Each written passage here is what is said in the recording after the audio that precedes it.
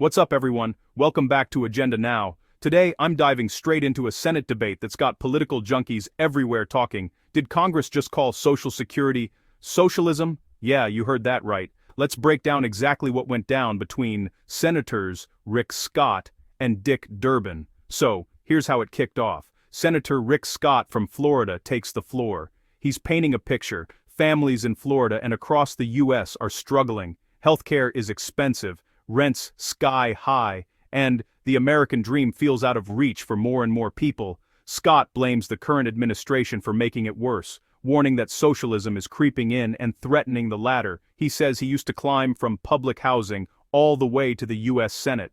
Then, Scott drops his resolution: Congress should officially condemn socialism. He points to places like Cuba and Venezuela, arguing that socialism kills freedom, destroys economies, and crushes opportunity. According to him, the fix is simple: less government, fewer regulations, lower taxes, more jobs, and absolutely, positively, no socialism. But here comes the twist. Senator Dick Durbin from Illinois isn't letting this go unchallenged. Durbin says, sure, dictators like Stalin and Castro committed horrific crimes, no argument there. But then he hits Scott with a curveball. The wording in Scott's resolution is so broad, it could include programs like Social Security and Medicare.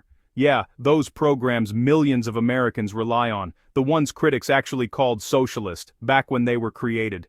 Durbin's point: if Congress denounces all forms of socialism, does that mean it's throwing Social Security and Medicare under the bus?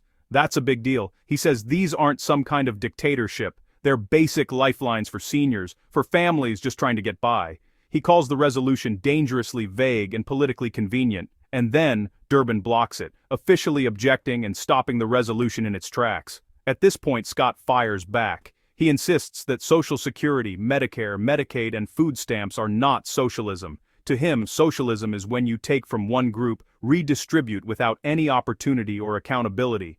And that's what he's warning against. He doubles down, saying socialism leads to tyranny, poverty, and the collapse of the American dream. So that's the exchange. Scott wants to condemn socialism, period. Durbin's saying, wait, are we throwing out programs Americans depend on? This is the kind of debate that defines where people stand on the future of American policy. Now, I want to hear from you. Was Durbin right to block the resolution? Or do you think Scott's warning about socialism is spot on? Drop your take in the comments below. And hey, if you love clear, in-depth political analysis, don't forget to like, share, and subscribe. Catch you next time on Agenda Now. The senator from Florida. Mr. President, when I talk to families in the state of Florida and around the nation, I often hear how they're struggling to make ends meet.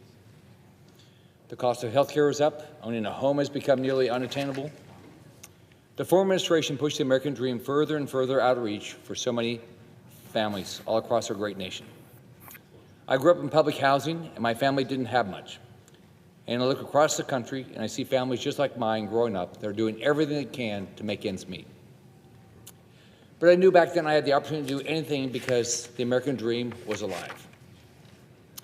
As governor and senator, my goal has been to keep the American dream alive so every family can have the same opportunities I did.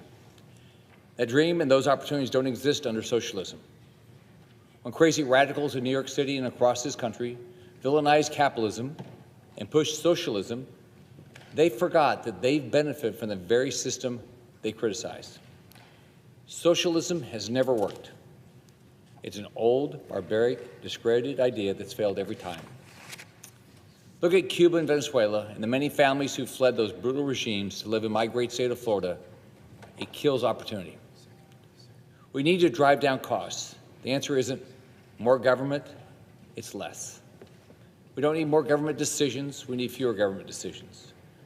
We need to do what we did in Florida: cut taxes, reduce government regulations, grow jobs. The United States was built on individual freedoms and opportunities, and the right of every individual to pursue the American dream despite coming from nothing, just like I had the opportunity to do. That's what this great country stands for. This resolution is a stark reminder for the far left. Socialism is a failure, and Americans will always reject it. As if in legislative session, I ask unanimous consent that the Senate proceed to the immediate consideration of House Congressional Resolution 58, which was received from the House, Further, that the resolution be agreed to, the preamble be agreed to, and the motions to reconsider be considered made and laid upon the table with no intervening action or debate. Is there an objection? Reserving the right to object.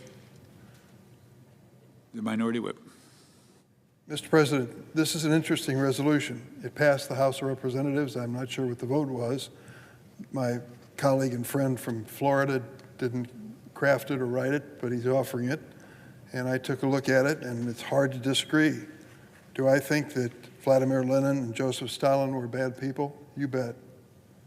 Mao Zedong, Fidel Castro, Pol Pot, Kim Jong-il, Kim Jong-un, Daniel Ortega, Hugo Chavez, Nicolas Maduro? Sure, no questions asked. Do I think the Bolshevik revolution was a good idea? I wasn't around at the time, but from what I've read, it was not. What do I think about the Great Leap Forward in China, another example of socialism? The list goes on, and it lists the crimes against humanity which occurred by socialist regimes, and they should be listed and noted in this resolution. But then it goes on to explain in terms of Thomas Jefferson and James Madison just what they mean by socialism in this resolution, and that's where you lose me. Because when it's all said and done, I'm a little bit worried. When Franklin Delano Roosevelt created something called Social Security, you know what they called it? Socialism. When Lyndon Baines Johnson created Medicare for millions of Americans, do you know what they called it? Socialized medicine. So in your conclusion where you say, Congress denounces socialism in all its forms and opposes the implementation of socialist policies in the United States, does that include Social Security? Does that include Medicare? I would think those programs might be important in your state. They sure are in mine, and for that reason I object. Objection is heard. Mr. President. Senator from Florida. You know, I actually was born in the great state of Illinois and lived in public housing there. And you know, I grew up in a family that could have had the benefit of things like Medicaid and food stamp programs, and we didn't have those. Those are great programs, and that's not socialism. Socialism is when we take from one group and we just give to another with no real basis for it. We want safety nets. But socialism is a failed ideology. And nothing in this resolution suggests that Medicare is socialism. Nothing suggests Social Security is socialism, because it's not. But it's a failed ideology, and it's the antithesis of the American dream. We've all been blessed. We grew up in a country that believes in capitalism. So I invite any of my colleagues that believe that socialism is good to visit Cuba or Venezuela. I don't see many people flocking there. I see them flocking out of there into my great state, into other states. If you want to come talk about socialism, come to my state, especially in the city of Miami, where there's so many people that have had to flee just because they had no opportunity. Socialism is a proven path to tyranny, starvation, and as my colleague brought up, some of these things that are in the resolution, death. So I'm going to always fight for socialism. I'm disappointed that we weren't able to get this passed. I don't think it suggests that our great safety net programs like Social Security, Medicare, food stamps, Medicaid, and it's not socialism. But when you're trying to destroy the dream of this country that you can start from nothing and be anything, that we should all be in favor of supporting capitalism over socialism. I yield the floor.